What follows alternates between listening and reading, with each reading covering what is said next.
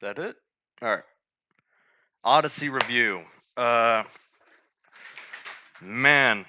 Okay, I watched four movies yesterday. Technically five, but I don't really count Toy Story 5. That was like a background movie. It was alright. It was an alright movie. I'm not gonna review that. Let's start with Odyssey. Uh, man, it was put some context. I watched Michael, The Invite, Toy Story 5, and The Odyssey. There was really no intermission for me. I thought there would be. I thought there would be at least a minute or two. No, no restroom breaks, nothing. I watched it all, you know. And I think the greatest part of that is that you don't get the movie theater feel after a while. Because for me, I love the movie theater feel. It's just it's hypnotizing almost. Where you just anything you watch in there is the most greatest film you've ever watched because it's so fun. It's a perfect amount of time where you can just really like just enjoy the experience. But after the first movie, after the first 2 hours, you're not really left with that feeling anymore. There's nothing left in there. So all you can do is just see the film, enjoy its flaws, enjoy its pros. And I think it was the perfect amount of time for me to watch Odyssey. I watched it around 5 p.m. Here is it. Here's a sorry, Pepper's walking around. Okay, first off, lots of errors. All right, it needs a lot of baking in the oven. I feel like there's just this one scene. It was a little bit important scene where it's like the Poseidon's cursing them, right? Not the second one, like the first one, where they're just kind of lost. One of them is just it's not raining. No, it's like flooding the ship and everything. There's just a scene where it's just not raining, right? The acting is just a little bit off. It's all this is just the small things, and the small things didn't take me out of my immersion, but it definitely distracted me because that I was left with the film. I didn't have that feel good feeling of a movie theater because I've been there for like 7 hours by then, and it was just distracting. I think it was the best way to describe it is if the Odyssey was a movie. Those who know, right? You'll know what I'm talking about. Hey, what if we made the Odyssey a movie? Christopher Nolan's the director. We get all the biggest actors in Hollywood. We get Ludwig, who's the goat in modern history for composing, scores. Think about it. We have an infinite budget.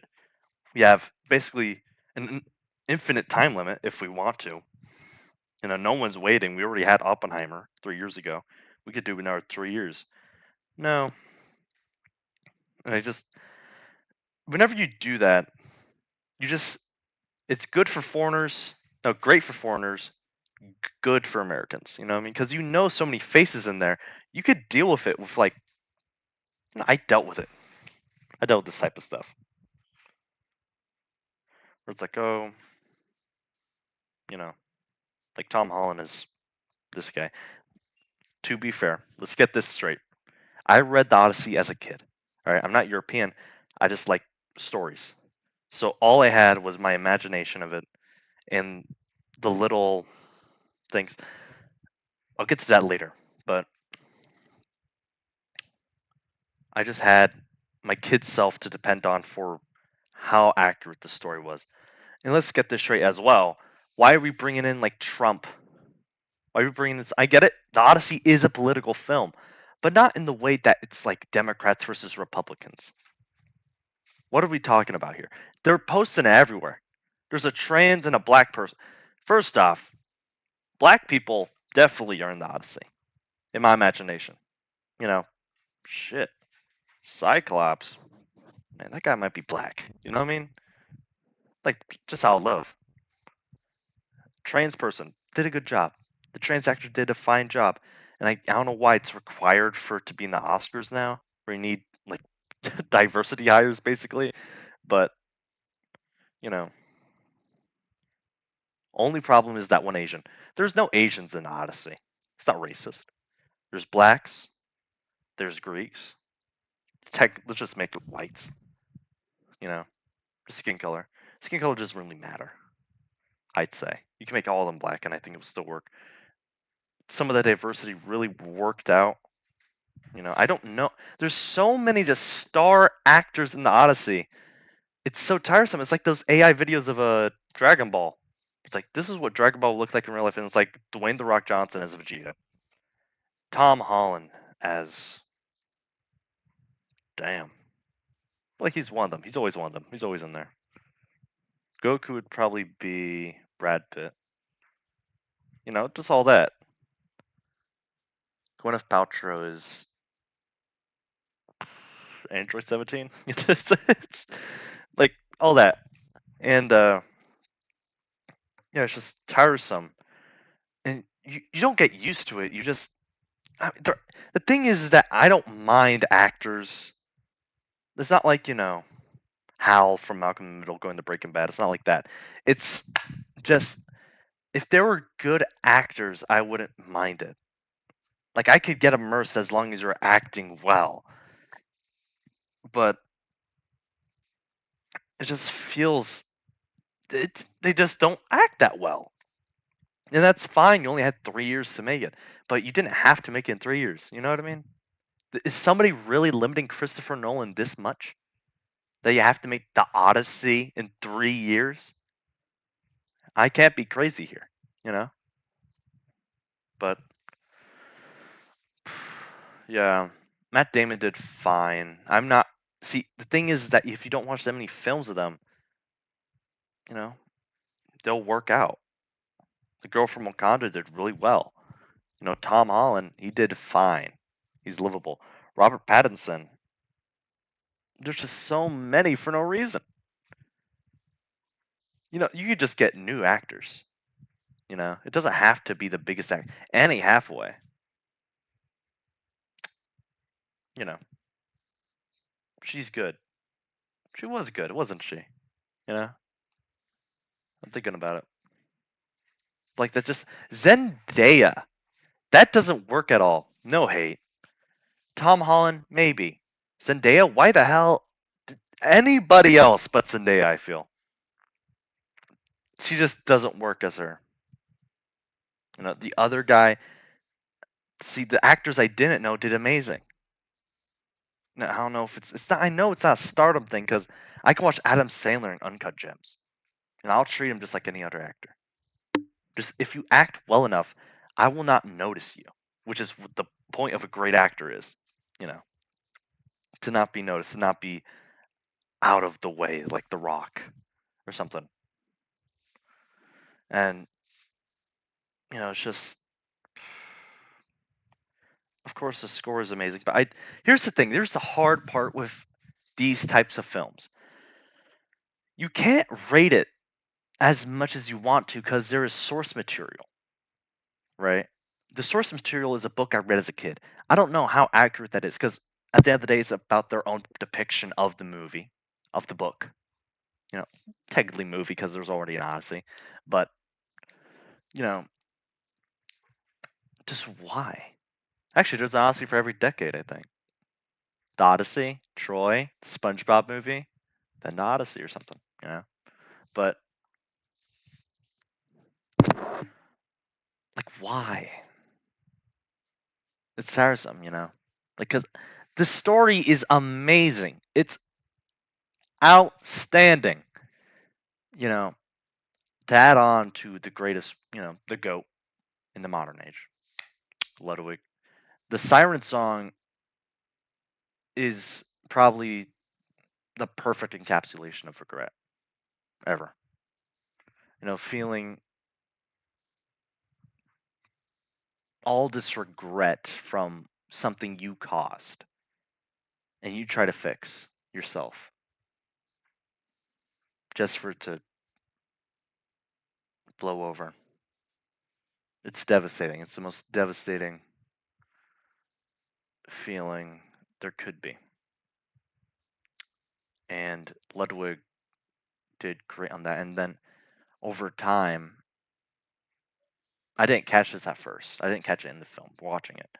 But somebody said, you know, the third time that it plays is supposed to be him forgiving himself for what he did to, to Troy and all that. All of his actions, all the people that were lost are due to him. They're led by him. And having no control over that, you know. But then again, how much of that was really Christopher Nolan's fault? It feels just so undercooked. The audio mixing is horrible in my movie theater. It just I get it. Here's the thing. The movie should be loud, right? Everything shouldn't be loud though.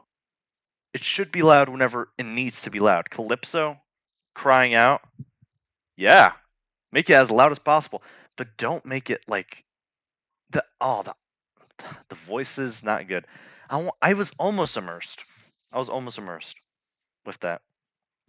But here's the thing with those recently, not recently. I guess just that movie didn't want me to see the ending. You know what I mean? I think that was good, but I think that's also because the story was so good. But that's not Christopher Nolan's story. That's the Odyssey. All of its meanings. I feel, from what I saw, a lot of its characterization was lost in there, lacking me to feel for the characters. And I get it. It's just all humanity in general, old stories. But you could put a little bit more care. You can't even tell me a doses age. It's mm, it's just a lot. Just, that's not the point. That's not the point. I want to feel for these characters, and I get it, survival, but a little bit more. Show me more from them, because I played out a little bit of Returnal. If you played Returnal, or it's a little bit mystic, and over time you understand the entire story, and it feels, you had fun. It was a pleasure to be on this ride, but you know, pretty pretty good. It was good, very good. I'm thinking about Larry David right now. Huh. All right. Yeah, and the costumes looked very cheap. A lot of it looked cheap when there should have been a little bit more. You know, some of it was just why was the horse posed like that? Just the small things. It's very small, but it takes you out. You just don't like it. And huh, I think it annoyed me how it contradicted sometimes. No, I get it. Adosis has a weakness, but it feels like it doesn't really show how smart his strategy was. Because a book like the Odyssey just needs all the time it needs. It needs all that reading time. You need to read the book. Of course, most of the time, the book will, personally for me, is better than the movie. Lord of the Rings, love it. The Hobbit, love it. The movies, they're alright. They're fine movies. I didn't really grow up on that. Max, I'm sorry. Looked at me sad whenever I said that. But it was just like, hold up.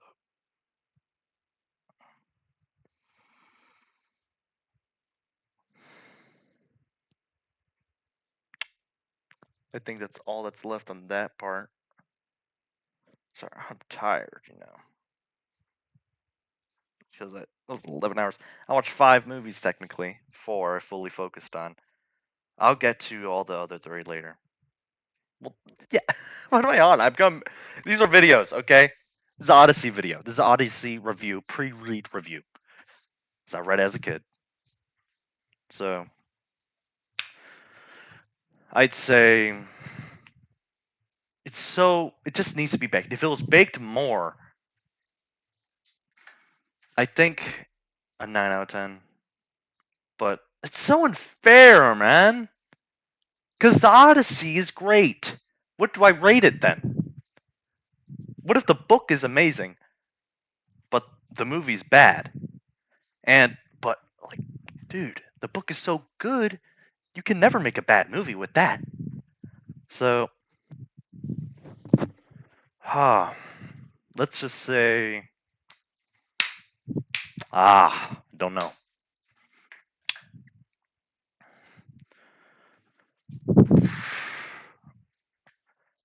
It was so pre-baked as well. I'm shifting between 7 to 8. It's not 7.5. Maybe it is. Maybe it's a 7. Because you could do this with the different actors, with the different, you know, equipment, different everything. But just more time to bake in the oven, especially the audio mixing for me. It needed more. Because it felt like it was mono audio most of the time. There wasn't any depth. To me, audio is very important whenever you're watching a movie. It gives you the amount of weight. It gives you an amount of size and weight and feeling in it. And if it's not there, you're missing out on a lot. It felt like, would a silent film be better? You know what I mean?